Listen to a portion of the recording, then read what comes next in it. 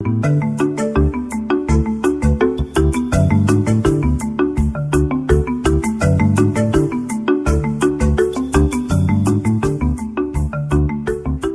of us are involved in organizations. We go to school, attend church, play sports, and go to work. Hopefully, your experiences have been positive, but sometimes I bet you thought there must be a better way to do this. After studying management, your answer will be yes, I've learned a better way to manage. The conventional route to management is to get a job, be the best employee, and get a promotion to management. But the best employee is not always a good manager. Poor management practices cause employees to leave their jobs, increasing costs and lowering the talent present in that business. The better route to management is to study management theory. Understanding good management practices improves employee productivity, eliminates redundancy in processes, and increases employee retention. In this lesson, I'll give you an overview of the practice of management. Notice I didn't say the art of management or the science of management. Managers use their imaginations and creative insights as in art. They use science in the form of analysis or systematic evidence. But most of all, managers learn from practical experience as well as from the past. Welcome to Principles of Management, previewing the route you'll take with management. This is Jimmy Allen. As you look at the road ahead, you'd like to know how you'll find your way, especially if you've never done this before. But people just like you have found that they can learn different management techniques, understand when those techniques are appropriate, and use them to determine the type of manager they want to be. The content and features of the course are structured to reinforce 3 continuing themes that are woven into the course. 1, the never-ending effort by managers and organizations to meet or exceed customers' expectations. 2, the need organizations and their people have to be guided by effective leadership. And 3, the growing use of technology to enhance business. In this introduction to the management lessons, you'll preview the route you'll take with management. We'll make 12 stops along the way. The first stop on the route is defining the key terms and concepts used in management and comparing the past to the present. The second stop is determining the manager's environment. The third stop is planning for success. The fourth stop is quality management. The fifth stop is all about decision making. The sixth stop is organizing and change. The seventh stop is ethics. The eighth stop is staffing and the communication process. The ninth stop is all about influencing others through motivation, leading, the 10th stop, and team management, the 11th stop. The last stop on the route is controlling. Upon completion of this course, you will be armed with the essentials necessary for improving your career. You will become a better manager of your own concerns as well as the work of others. In Lesson 1, you will read Chapters 1 and 2. You will be exposed to a variety of styles and forms of management. There are many metaphors for a manager. A good manager is like a gourmet chef, a sports team coach, or the conductor of a symphony. But at the bottom of it all, a successful manager is someone who understands employees and is flexible and adaptable. In Chapter 1, we will explore what management is about, why it is necessary, the needs managers must address, management functions, management roles, management skills, and management myths and realities. In Chapter 2, we will examine the evolution of management theory from the classical schools through today. We will look at the contributions made by each and determine the links among them. In Lesson 2, you will read Chapter 3. We will discuss the internal and external environments that affect and challenge the practice of management. Business as an open system and the demands of stakeholders are the major focus. In Lesson 3, you will read Chapter 4. We will examine the function most people consider the most fundamental part of management: planning. A plan is the framework for any company or department. Without it, there is no organization or purpose. Planning is part of every management activity. In Chapter 4, we will determine the importance of planning, the framework for plans, types and uses of plans, and the planning process. In Lesson 4, you will read Chapter 5. We will focus on management's commitment to continuous improvement. We will look at the link between quality, productivity, and profitability. We will examine factors that affect productivity along with the commitments necessary by top, middle, and first-line management to improve quality and productivity. Chapter 5 introduces key concepts such as core values, re-engineering, open book management, empowerment, and knowledge management. In Lesson 5, you will read Chapter 6. We will visit the steps for rational decision-making.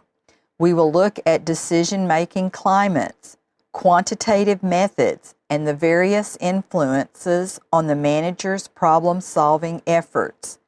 This lesson will introduce you to characteristics of a decision, various models that help in decision-making, and the steps a good manager takes while making a decision. Change is the only constant might sound like a glib cliche, but like most cliches, it contains a fundamental truth. Did your parents grow up with computers, the internet, and smartphones? Think about this. Their parents grew up without cable and satellite television, and their parents grew up without television of any kind. In this lesson, we'll discuss how organizing converts the organization's plans into reality and makes things happen. In Lesson 6, you will read Chapters 7 and 8. In Chapter 7, we will look at the formal organization, the organizing process, and the informal organization. In Chapter 8, we will look at organizational design, the range of organizational design outcomes, organizational change, and the handling of change. In Lesson 7, you will read Chapter 9. We will examine ethical issues and the need to be proactive when managing for social responsibility. The chapter explores the issues of responsibilities to stakeholders and government regulation of business activities. In Lesson 8, you will read Chapters 10 and 11. We'll discuss staffing and communicating. Managers spend at least 80% of every working day in direct communication with others. That's 48 minutes of every hour. In Chapter 10, we will survey staffing from human resource planning to employee separations. We will look at activities such as job analysis, job evaluation, training, and development. In Chapter 11, we will focus on communication, organizational and interpersonal, and demonstrate the communication process and barriers to it, along with how managers can improve their communication efforts. In Lesson 9, you will read Chapter 12. We will introduce important ideas about influencing people in organizations, including content theories of motivation, which focus on underlying employee needs, process theories, which focus on how people select rewards to meet those needs, and the application of motivational approaches in job design. Chapter 12 explores motivation and the applications of the most relevant theories. We will give special consideration to how managers can use their insights and principles to get the most from themselves and team members. In Lesson 10, you will read Chapter 13. We'll discuss leadership styles and the characteristics of leaders. In addition, we'll review several important theories of leadership. A quote from Henry Ford, the founder of Ford Motor Company, highlights the importance of teams. He said, "Coming together is a beginning. Keeping together is progress. Working together is success." In Chapter 13, we will look at leadership and detail its importance and association with power and authority. We will review the roles leaders must play with their followers, along with the theories that govern the practice of leadership and the styles that leaders may adopt. In Lesson 11, you will read Chapter 14. We will examine team management and conflict, including the nature and types of teams, philosophical approaches to team management, and how to establish team-based organizations.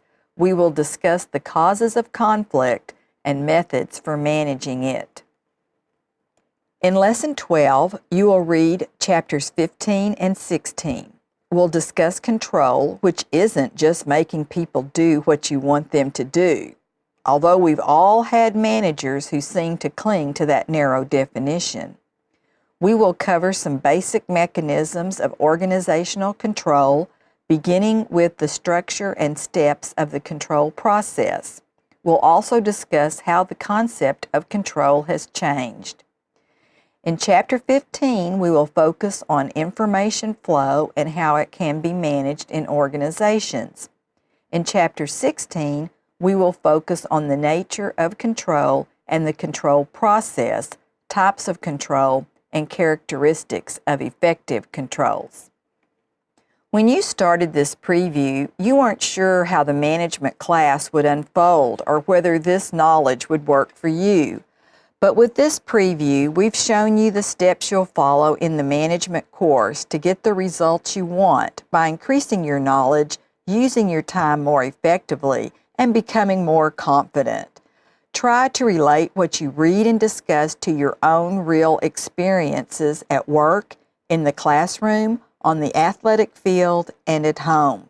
You have already been practicing and perhaps violating many of the principles of management. What you are about to learn is an extension and refinement of what you already know, a blending of it with the experiences of others. You saw as we previewed the route you'll take with management that first you'll define management concepts, then plan, organize, staff, influence, and finally control. Try to relate each of these management concepts to what you have experienced and read previously. By linking the content of each chapter to that which has preceded it, you will begin to appreciate that management is a tapestry with many threads that run parallel to and across one another. Coming up in the first lesson, we'll start studying management concepts and the history of management. This has been Management, previewing the route you'll take with management. I'm Jimmy Allen, and I look forward to guiding you each step of the way as you determine your own philosophy of management.